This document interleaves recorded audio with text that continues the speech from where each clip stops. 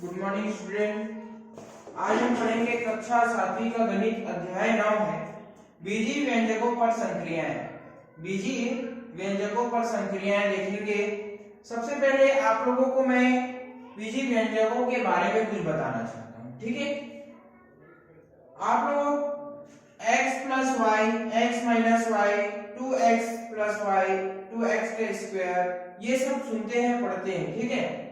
तो इनमें से आप लोगों को इसकी लिखने की तरीका कहां से इस चीज को सीखा गया, इसको कहां से, किस तरीके से, इसको क्या सिद्धांत से इसको उठाया गया, देखते हैं।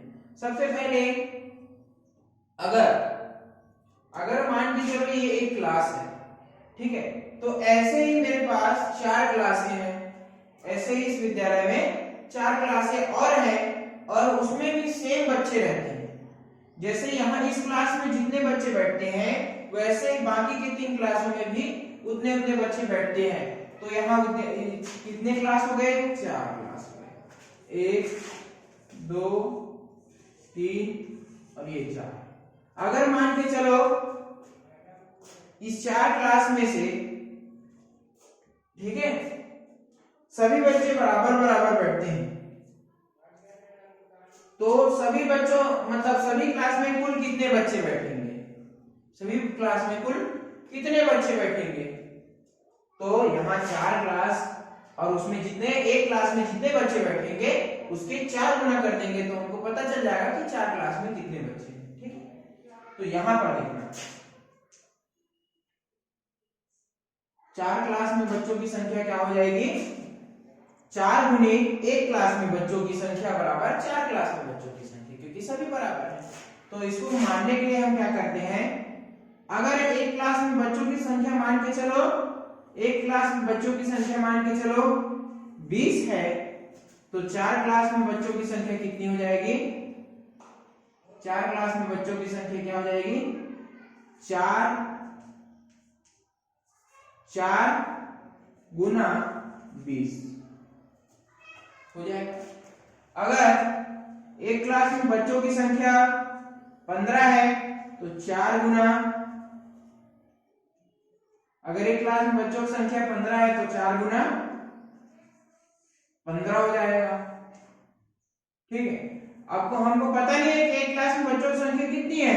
अगर मान के चलो आपको एक क्लास में बच्चों की संख्या 2 दिया गया है तो 4 गुना 2। अगर एक क्लास में बच्चों की संख्या 0 है तो 4 गुना 0। एक क्लास में बच्चों की संख्या, चारों क्लास में 0 0 रहेगा, फिर ऐसा है। तो इसको लिखने के लिए हमने एक तरीका ढूंढा, उसको कहेंगे, मान के चलो 4 क्लास है, चारों क्लास में बच्चों की संख्या समान है, तो इसको हम लोग 4 गुना x लिख सकते हैं। माना कि क्लास में बच्चों की संख्या x है, तो x का मान अगर हम 1 रखेंगे, x का मान 1 रखने पर 4 गुना 1 हो जाएगा। x का मान 20 रखने पर 4 गुना 20 हो जाएगा और x का मान 15 रखने पर 4 गुना 15 हो जाएगा। इस प्रकार से ये बनेंगे। ये कैसे पता चल गया आपको कि माना कि एक क्लास में बच्चों की संख्या जो कि आपको अचर राशि था उसको माने तो x माना, अब उस पर फिर अब x के मान जितने जितने आपको देते जाएंगे उस प्रकार से आप क्लास में, पूरे क्लास में बच्चों की संख्या आप बता सकते हैं, ठीक है। ऐसे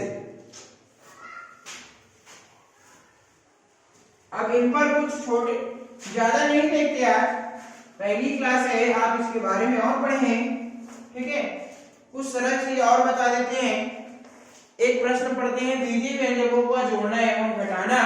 राधा के पास श्याम से 2 गुनी पुस्तकें थी एवं 3 गुनी कापियां थी। राधा के पास श्याम से 2 गुनी पुस्तकें एवं 3 गुनी कापियां थी, तो उन दोनों के पास कुल पुस्तकों की एवं कापियों की संख्या क्या होगी? राधा के पास, मान के चलो राधा के पास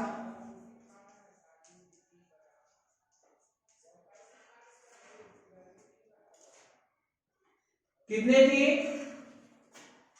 श्याम से कितने पुस्तकें थी? 2 गुणित पुस्तकें थी। तो राधा के पास कितनी पुस्तकें हो गई? 2 गुणित श्याम की पुस्तकों से।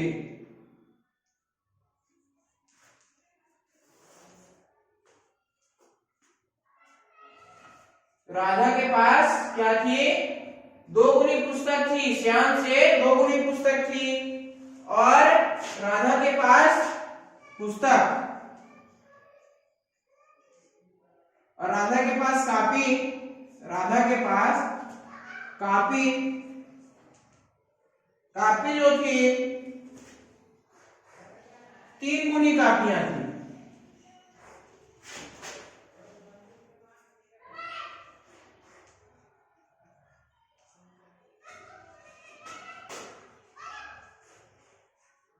तीन गुनी श्याम के पास जितनी कापियां थी उससे 3 गुनी कापियां राधा के पास थी। ठीक है, ये तो देखना इसमें फिर पूछा है तो उन दोनों के पास कुल कितनी पुस्तकें एवं कापियां थी या कितने पुस्तकें एवं कापियों की संख्या थी। तो देखना राधा के पास जितने पुस्तक थी श्याम के पास जितने पुस्तक थी, ये कैसे पता चलेगा आपको? राधा के पास तो जो थी वो श्याम से 2 गुनी थी और 3 गुनी थी, तो श्याम के पास जितनी थी उसके पास तो उतनी ही रहेगी। तो क्या लिख देंगे यहाँ? और दोनों के पास कितने पुस्तक? तो राधा के पास पुस्तक धन राधा के पास जितना कापी।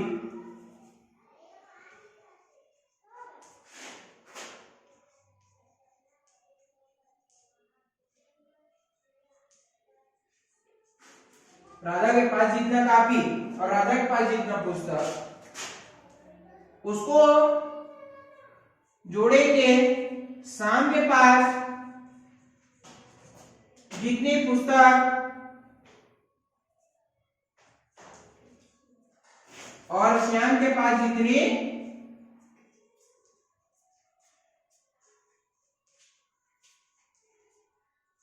कापी। ठीक है, तो देखना राधा के पास जितनी पुस्तक, कुल पुस्तक और कापी के बारे में पूछ रहे हैं तो क्या करेंगे? दोनों को जोड़ दिए हैं तो यहां पर निकलेगा क्या? राधा के पास कितनी पुस्तक थी? तो 2 गुने श्याम, 2 गुना श्याम के पास जितनी पुस्तक थी। पुस्तक को हम लोग बुक लिख देते हैं, बुक बी से दर्शा देते हैं या लिख देते हैं। श्याम के पास कितनी पुस्तक। ठीक है, ये राधा की हो गई। ध्यान, राधा के पास कितनी कापी थी? तो श्याम के पास जितनी कापी थी उससे 3 गुना।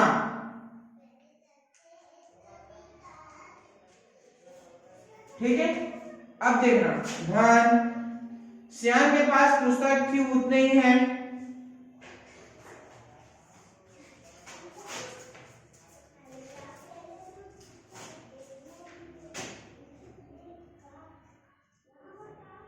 ध्यान श्याम के पास कितनी कापी थी उतनी है।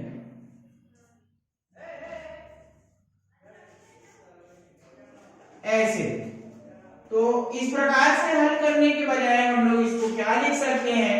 राधा के पास जितनी पुस्तक, तो मान के चलो श्याम के पास x पुस्तक थी और y कापी थी, तो राधा के पास x पुस्तकें और y कापी श्याम के पास थी, तो 2x राधा के पास पुस्तक और 3y कापी हो जाएगा और x और जोड़ देंगे और y और जोड़ देंगे। ठीक है, इस प्रकार करेंगे तो यहां पर देखना 2 पुस्तकें श्याम की 2 गुनी पुस्तकें और 1 गुनी और, तो 2 गुनी और 1 गुनी और कितनी हो गई? श्याम के पास कितनी हो गई? एक 2 गुनी पहले से थी और 1 गुनी और। श्याम की पुस्तकें 1 गुनी थी श्याम के पास और उसी के पुस्तकें की संख्या के 2 गुनी राधा के पास थी, तो कितनी हो गई? 3 गुनी श्याम के पास जितनी पुस्तकें थी उसकी 3 गुनी दोनों के पास मिलाकर हो गई।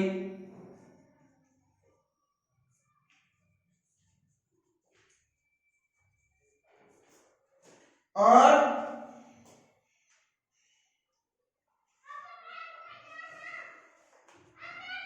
कॉपी जो थी, दोनों के पास जितनी कॉपी थी, दोनों के पास जितनी कॉपी थी वो कितनी थी कि श्याम के पास जितनी कॉपी थी उससे और राधा के पास उससे 3 गुनी कॉपी थी, तो दोनों को मिलाकर क्या हो गई, 4 गुनी कॉपी हो गई। तो श्याम से 4 गुनी कॉपी हो गई दोनों के पास मिलने पर।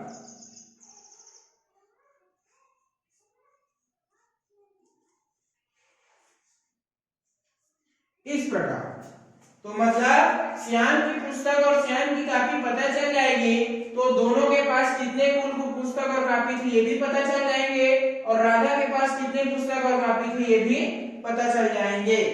ऐसा तो इसको हल करने के लिए हमने सीधा सीधा बीजीय व्यंजकों का प्रयोग करते हैं, और उसके प्रयोग से हम ऐसे हल करते हैं कि यदि श्याम के पास पुस्तक की संख्या x और कॉपी की संख्या y है तो श्याम के पास कुल पुस्तकें एवं कॉपियों की संख्या x धन y होगी।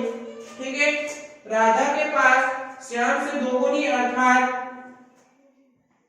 राधा के पास श्याम से 2 गुनी अर्थात पुस्तकों की संख्या 2x व कॉपियों की संख्या 3y होगी।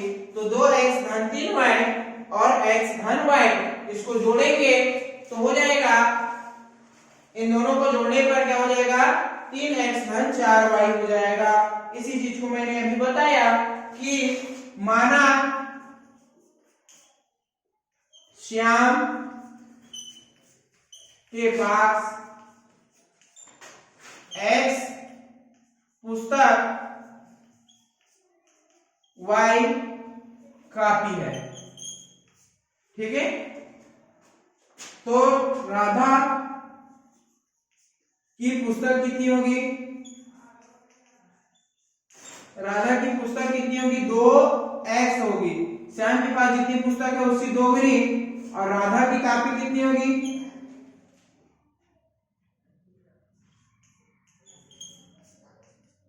श्याम के पास y कॉपी है तो राधा के पास 3y होगी कॉपी, क्योंकि इससे 3 गुनी कॉपी थी। अब दोनों के पास कुल कितने कॉपी, तो राधा के पास x मतलब श्याम के पास x पुस्तक और y कॉपी, दोनों को जोड़ देंगे कुल, और इधर श्याम के राधा के पास कितनी, 2 पुस्तक 2 गुनी पुस्तक श्याम से तो 2x हो जाएगी, और कॉपी कितनी है, 3y हो जाएगी, 3 गुनी है तो 3y। अब इन दोनों को जोड़ दिए तो अब देखना x वाले पद को x वाले पद के साथ, समान जाति के पद को समान जाति के पास जाएगा। ठीक है, अब देखना धन 3y है, ये y वाला पद y वाले के साथ। अब देखना 2 धन 3, 2x है और एक x और आ गया तो 3x हो गया, प्लस 3y है, एक y और आ गया तो 4y हो गया। इतने आएंगे उत्तर इसके। ठीक है, तो इस प्रकार से ही मैंने बताया, इस टाइप से आपको प्रश्न हल करना है। उदाहरण पहला आप लोग बना कर आएंगे, यही आपको कैश कर दूंगा।